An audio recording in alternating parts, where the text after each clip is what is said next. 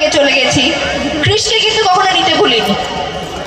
একটা কাঠের বাক্স ছিল, সেটার মধ্যে আমি আমার কৃষ্ণকে নিয়ে যেখানে যেখানে গেছি, যখন হস্টেলে চলে গেছি, যখন মিস্টার সিংহরা বাবার কাছে পাঠিয়ে দিয়েছে, সব সময় কৃষ্ণকে সঙ্গে নিয়ে যেতাম।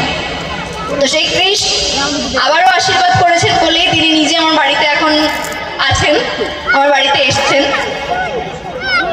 তো সেই প্রথমবার যখন তেঁতুলতলায় পা রাখি, তখন আমার প্রচুর বড় বড় ডায়লগ আসতো, মানে পাতার পর পাতা আমি একা একা বলতাম আর সবাই দাঁড়িয়ে থাকতো। তো তখনকার একটা ডায়লগ আমার মনে পড়ছে, সেটা বলি। ব্যাস কংস, অনেক হয়েছে। দেখুন, অনেকক্ষণ ধরে আমি চুপ করে দাঁড়িয়ে আছি, কারণ ঝিল্লি চৌধুরীর এমনিতেই একটা ব্যাড রেকর্ড আছে। ঝিল্লি চৌধুরী যদি একটু কথা বলা শুরু করে, তাহলে নাকি কেউ কাউকে কথা বলতেই সুযোগ দেয় না। তাই এতক্ষণ ধরে আমি সবাইকে কথা বলার সুযোগ দিয়েছি, সবাই কথা বলে নিয়েছে। এবার আমার পালা, আমি কথা বলবো, সবাই সেটা শুনবে, কারণ আপনি তো কিছু বলছেন না। আমি না বললে তো সবাই এখানে ব্যাপারটাকে ভুল বুঝবে। এই যে এই ভদ্রমহিলা কি কি বলছিলেন একটু আগে দাদা? হ্যাঁ, বড় মা, রাইট রাইট, বড় মা।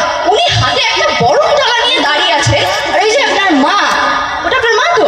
হ্যাঁ, আপনার মা কি ভাবছে যে আমি নাকি আপনার বউ, আর সেটা ভেবে থেকে থেকে অজ্ঞান হয়ে যাচ্ছে। দেখুন অবস্থা দেখুন। আর ওই যে ওই আন্টিটা, উনি কে? বাবা কেমন একটা সাজনি খালি বলছেন কি দয়া রে দয়া, এটা কে? যাই হোক, শুনুন, আপনি যে মিস্টেকটা এখানে করছেন না, সেটা আমি একটু শুধরে দিই। হ্যাঁ, আচ্ছা শুনুন, দেখুন আপনারা আমার সবার গুরুজন, তাই আপনাদেরকে শুধরে দেওয়াটা আমার দায়িত্ব। আমি বলি, এই যে লোকটা আপনাদের বাড়ির কে হয় আমি জানি না, তবে এই লোকটা অত্যন্ত খারাপ একটা, জানেন? আমি না ট্রেনে উঠেছিলাম, ও পাইতে আমাকে এরকম বউয়ের সাথে দেখে খাবড়ে গেছেন তো। এই লোকটা না আসলে আমার বাবা।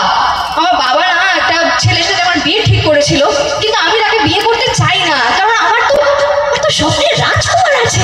আর সেই স্বপ্নের রাজকুমারটা কি জানেন? আমার কলেজেই পড়ে, সানি।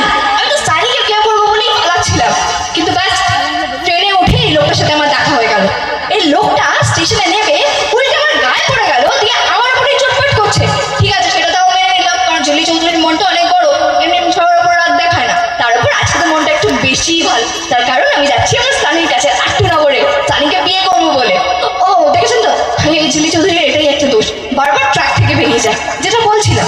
হ্যাঁ, তারপরে এই লোকটার সাথে আমার আবার দেখা হলো কোথায় জানেন? এই যে আপনাদের বাড়ির সামনে যে মেলাটা হচ্ছিল, ওই মেলায়। আসলে বিয়ের দিন তো সকাল থেকে কেউ কিছু খেতে দেয়নি, যদি সন্ধ্যাবেলা একবার দুবার বলেছিল যে ঝিল্লি একটু জুস খেয়ে নে, সারাদিন না খেয়ে থাকিস না। কিন্তু সানিকে তো আমি খুব ভালোবাসি, তাই আমি চাই আমার বিয়ের সব নিয়ম ঠিকঠাকভাবে পালন করতে, যাতে আমি আমার সারাটা জীবন